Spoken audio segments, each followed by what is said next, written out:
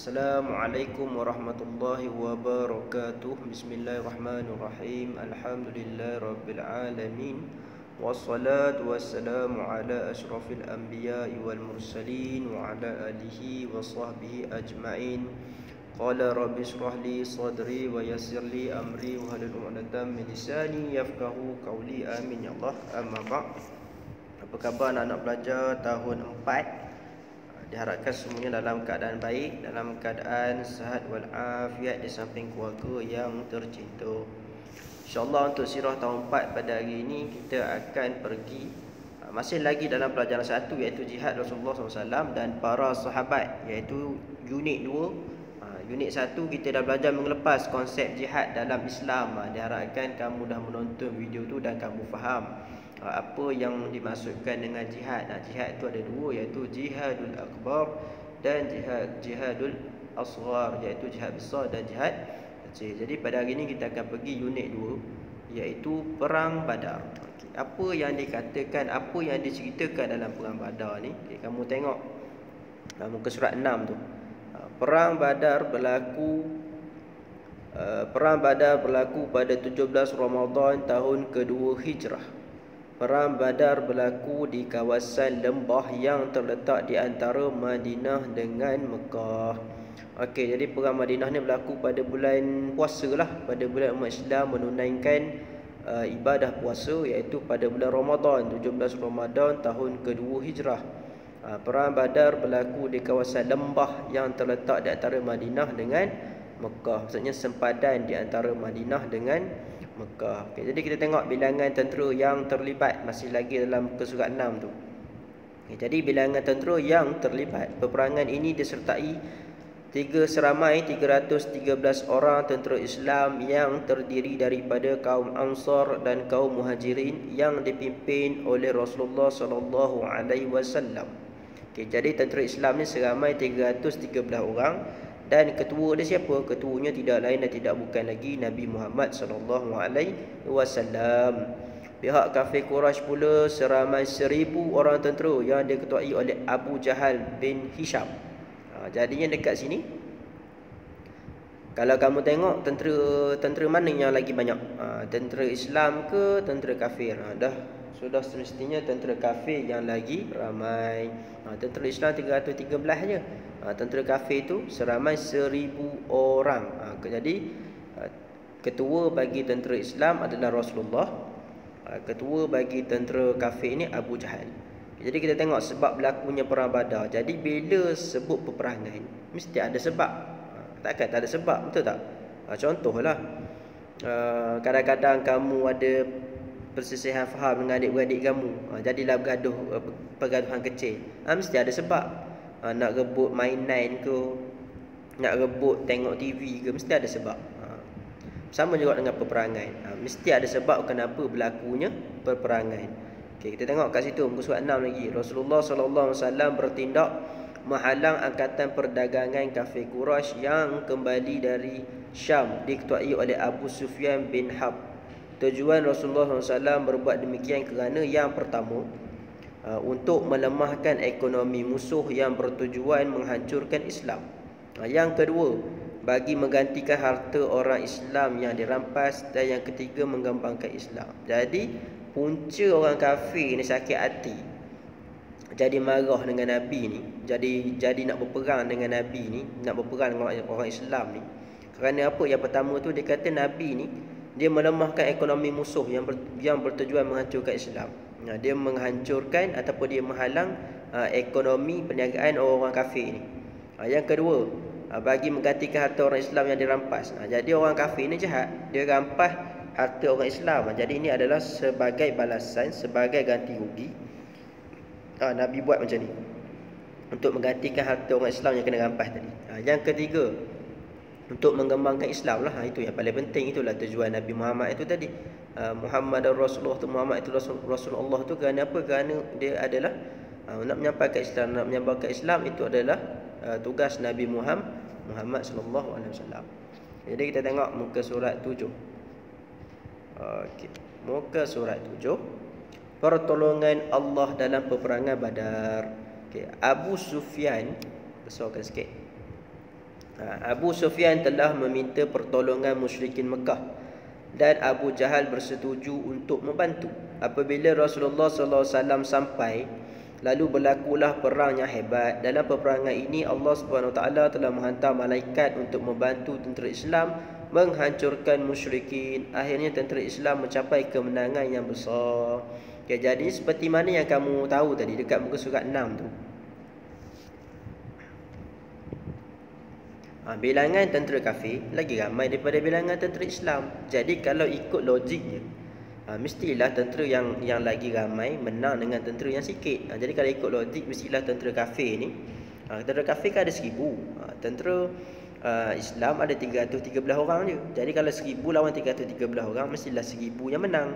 Jadinya Allah ni telah menghantar malaikat untuk membantu 313 orang tentera Rasulullah ni, yang Rasulullah jadi ketua tadi ni, untuk bantu dalam peperangan. Jadinya malaikat ni bala tentera yang ghaib, yang tidak kelihatan. Dia membantu daripada segi kekuatan yang tidak nampak. Daripada mata zahir tentera kafir ada 313 orang. Okay, tapi sebenarnya lagi ramai daripada dia yang 1000 orang tu. Kerana apa? Kerana ada pertolongan malaikat. Dan akhirnya tentera Islam menang. Okay, jadi kita tengok kat situ bilangan tentera yang terbunuh.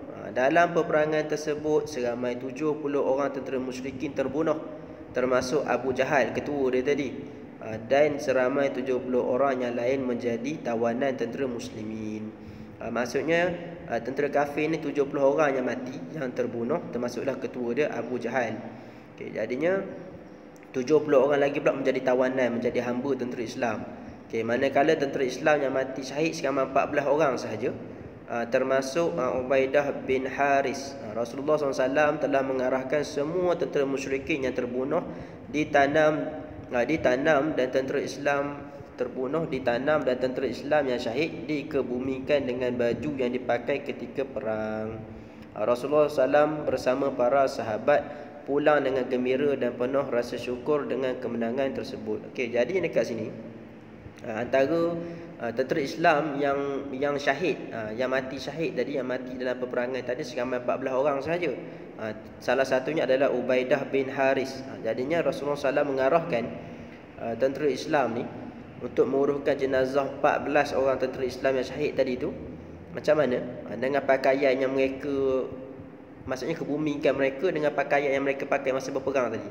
Maksudnya contoh, ini pakaian yang saya pakai ni, yang pakai pergi berperang, mati dalam pakaian tu, yang ada darah pakaian tu, kebumikan macam tu saja. Pasal apa? Kerana apabila dia bangkitkan nanti, baju yang mereka pakai tu, yang ada darah tu tadi, itulah bukti bahawa di hadapan Allah nanti mereka mati memperjuangkan Islam, mempertahankan Islam. Nabi Muhammad mengarahkan macam tu. Nabi Muhammad suruh kebumikan dengan maksudnya tak perlu kafankan yang kain putih tu, tak perlu. Kebumikan sahaja dalam pakaian perang mereka. Jadinya Rasulullah bersama para sahabat ni pulang dengan gembira lah, dan penuh rasa syukur kerana menang. Okay. Jadi itu adalah serba sedikit tentang peperangan pertama yang kamu belajar, iaitu perang Badar. Okay, kita buatlah kesimpulan sedikit. Nama perang ni, Perang Badar, berlaku pada 17 Ramadan tahun kedua Hijrah. Perang Badar berlaku di mana? Sepadan di antara Madinah dan juga Mekah. Okay, bilangan tentera Islam seramai 313 orang dan ketuanya Nabi Muhammad SAW. Dan bilangan tentera kafir adalah seramai 1000 orang dan ketuanya adalah Abu Jahal. Antara sebabnya berlaku peperangan ni, mereka sakit hati dengan Nabi. Kerana Nabi buat apa? Nabi melemahkan ekonominya, ekonomi mereka, ekonomi orang kafir ni. Yang kedua, Nabi buat macam tu sebab apa? Nak ganti balik harta orang Islam yang dia ambil dulu. Yang ketiga adalah untuk mengembangkan Islam. Jadi Abu Sufyan ni, dia sebenarnya penakut juga. Dia minta pertolongan Abu Jahal. Jadi Abu Jahal ni setuju untuk membantu Abu Sufyan untuk bentuk pasukan ketenteraan. Itu yang ada 1000 orang tentera tadi. Tetapi walaupun 1000 lawan 313 orang, 313 orang tetap menang kerana Allah telah menghantar tentera yang tidak dapat dilihat, iaitu malaikat. Jadinya tentera Islam pun menang. Jadi tentera kafir yang mati terbunuh seramai 70 orang, dan salah seorangnya adalah Abu Jahal itu sendiri, ketua dia. Dan yang 70 orang lagi tu menjadi tawanan perang lah. Yang menyerah kalah, yang maksudnya yang tak mati terbunuh tetapi jadi tawanan perang, jadi hamba perang. Tentera Islam pula yang syahid, kita tak panggil terbunuh, kita panggil syahid kerana dia memperjuangkan Islam, mempertahankan Islam selama 14 orang sahaja, dan salah satunya adalah Ubaidah bin Haris. Dan Rasulullah ni menyuruhkan 14 orang yang mati syahid tadi dikebumikan dengan pakaian perang tersebut. Jadi ada sedikit latihan untuk kamu di sini. Okey, untuk aktiviti 1 saja. Aktiviti 2 tu tak perlu. Saya dah tutup dah dengan gambar saya. Okay, jadi untuk aktiviti 1 tu dia kata apa? Jawab semua soalan ini dalam buku latihan. Jadi buku latihan tak dapat lagi. Kamu buat dalam kertas kacang pun tak apa, buat cantik-cantik, tulis hari, tulis tarikh, tulis tajuk, salin, buat jawapan, nanti dapat buku, kita tampal saja. Okay, tengok kat situ dia kata apa? Nombor 1, di mana letaknya Badar? Badar tu kat mana letaknya? Ada dekat muka surat 6. Tu dia kata apa?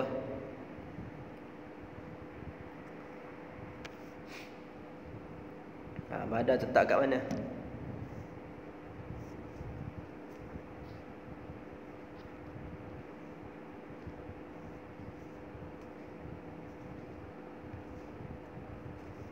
Ni. Di kawasan lembah yang terletak di antara Madinah dengan Mekah. Itu dia. Okay, yang kedua dia tanya apa? Apakah tujuan Rasulullah SAW menyerang rombongan pedagang musyrikin? Apakah tujuan? Tujuan ni apa? Apakah tujuan Rasulullah? Ni nombor 1, 2, 3 tu. Ada jawapan kat situ. Yang terakhir nombor 3, berapakah bilangan tentera musyrikin dan tentera Islam yang terbunuh dalam peperangan tersebut? Dia bukan tanya bilangan tentera Islam atau tentera musyrikin sebelum berperang. Dia tanya yang terbunuh. Faham elok-elok soalan. Nampak tu dia tanya apa? Berapakah bilangan tentera musyrikin dan tentera Islam yang terbunuh? Jangan awak jawab 1313, salah lah. Yang terbunuh berapa orang? Yang terbunuh, tengok tu, tentera kafir 70, tentera Islam selama 14 orang, termasuk tu Ubaidah bin Haris. Jadi itu sajalah untuk hari ini tajuk kita Perang Badar. Jadi sebarang kekurangan dalam penyampaian saya mohon maaf. Jika ada persoalan kamu boleh WhatsApp saya tanya. InsyaAllah saya bantu, saya jawab. Dan akhir kata daripada saya, wabillahi taufiq wa hidayah. Wassalamualaikum warahmatullahi wabarakatuh.